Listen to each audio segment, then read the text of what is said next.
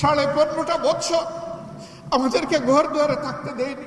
মুক্তিযুদ্ধ সহ অতীতের সব ভুলের জন্য নিঃশর্ত ক্ষমা চাইলেন জামাতে ইসলামীর আমির ডাক্তার শফিকুর রহমান। তিনি বলেন, শুধু ৭১ নয়, ১৯৪৭ সাল থেকে শুরু করে আজ পর্যন্ত যদি কারো প্রতি অন্যায় হয়ে থাকে, সেই সবার কাছেই আমি ক্ষমা প্রার্থনা করছি, কোনো শর্ত ছাড়া।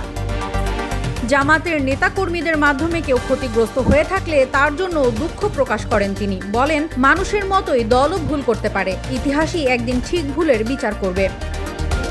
সম্প্রতি যুদ্ধাপরাধ মামলায় জামাত নেতা এটিএম আজহারুল ইসলাম খালাস পাওয়ার পর দলটির দায় ও অবস্থান নিয়ে নতুন করে প্রশ্ন ওঠে।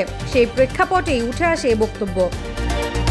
ডাক্তার শফিকুর রহমান বলেন, আমরা আদর্শবাদী দল হলেও ভুলের ঊর্ধ্বে নই। মানুষ কষ্ট পেলে আমাদের দায়িত্ব হচ্ছে তা স্বীকার করে নেয়া এবং ক্ষমা চাওয়া।